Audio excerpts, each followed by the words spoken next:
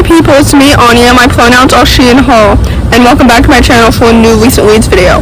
The first book on this list is called You Can Go Your Own Way. This book is a YA contemporary following a pair of former best friends who are navigating issues within themselves as well as with each other. I didn't like this book as much as I was really expecting to, if I'm being completely honest with you. I had really high expectations for this book because this author wrote Don't Read the Comments last year, and I thought this book would be at least as good as that book.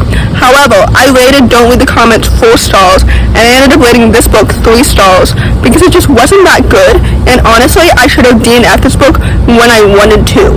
But anyway, I didn't like this book as much as I was really anticipating because, first of all, the romance between the two main characters happened too fast.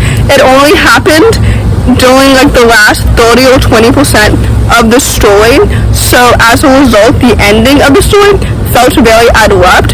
I knew that this book would include the forced proximity trope in it because it's included in the Goodreads synopsis. However, that event happened much later in the story than I was expecting to, so nothing was really hooking me in the story.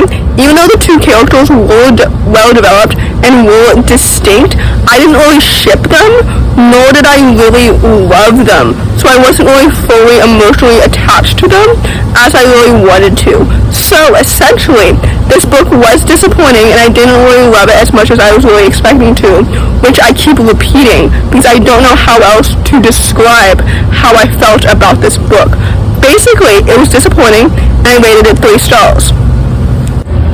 The next book on this list is called The Lost Language. This book is a middle grade contemporary following a young girl who's trying to uncover a dying language, and she's also trying to save a dying friendship, or what may become a dying friendship. Anyway, this book is so good, and it was absolutely so wholesome and so cozy, and the overall story felt like a big hug, if that makes any sense. First of all, the free verse format of the story really helped bring the characters and the plot and everything to life. I have a soft spot for books set in free verse because I feel like it helps speed up the story. I don't know if that makes any sense. I'm already a fast reader, so I think that having a book set in free verse helps me become so much more immersed in the story than I already was. Anyway, the characters were well developed and distinct, and I really enjoyed them. I was so emotionally attached to the main character because she is such a lovely, wonderful main character that I would love to be friends with myself. The plot of the story was so good and absolutely so intriguing. This book is so good and it's so underrated, and for what? Because it's absolutely so fantastic, and I will gladly read more from this author in the future. I ended up rating this book 4 stars because I really, really enjoyed it. So with that, I would highly, highly recommend it. The next book on this list is called Finding Junie Kim. This book is a middle grade historical fiction contemporary, and it follows a young girl who finds strength and courage through her grandparents' stories during the Korean War. So, first of all, this book has alternating timelines. One of them is set during the Korean War, like I mentioned, and the other one is set during modern day. Frankly, I think that the two alternating timelines worked well together, and they were both necessary to the story. Sometimes when I read books with alternating timelines, and one of the timelines is set during modern day, I start to think that the present timeline is unnecessary because I'm more interested in the past timeline. But with this book, I really enjoyed both timelines, and I was intrigued by both of them. As a result, the plot of the story was so intriguing, and it was absolutely so interesting. The world building was so well done and so well researched. The characters were so well developed and so distinct. This book is absolutely so good, and it's also so timely and so educational and so entertaining.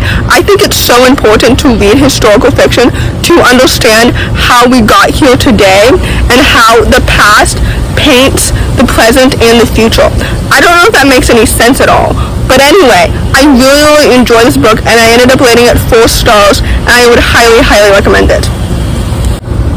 The next book on this list is called All of Us Villains. This book is a YA fantasy, and it's one of my most anticipated releases for the end of the year because it's co-written by one of my favorite authors. This book follows 4 champions who are competing in a magical competition to the death. And there are 7 champions, but there are 4 character perspectives. This book, frankly, wasn't as good as I was expecting, and it definitely did not live up to my high expectations. So it ended up being a 3-star rating, and it ended up being really disappointing. So, basically, I liked certain elements of this book, but I didn't like all of it.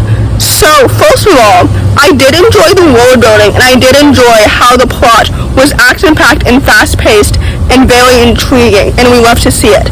As for the characters, initially they were well developed and distinct, but frankly, since I knew a demise was coming for some of them, since this is a magical tournament to the death, I wasn't as emotionally attached to them as I was really expecting to. So that was disappointing. And because of that, I didn't really care for the romances or any of the alliances or anything like that. I will be continuing the series and reading the sequel, but mostly out of loyalty to Amanda Foody than like the actual story. You know what I mean? Like, this book did end in a very intriguing cliffhanger, but I'm not super excited for the sequel as I really wanted to be. But I do recommend this book if you're looking for a YA fantasy that's kind of darker than I was expecting. That's another element that was kind of more disappointing for me personally. But at any rate, this book ended up being 3 stars. I will be reading the sequel, but I'm not as excited for it as I was really expecting to. So like I said, this book was a disappointment, but it was also a good, solid YA fantasy, and I definitely understand why other people will love it more than I did. I don't know if that made any sense at all, but anyway, there's that. The next book on this list is called Candidly, Klein. This book is a middle-aged contemporary that follows a young, aspiring singer/songwriter who's trying to find her voice, and she's also sapphic.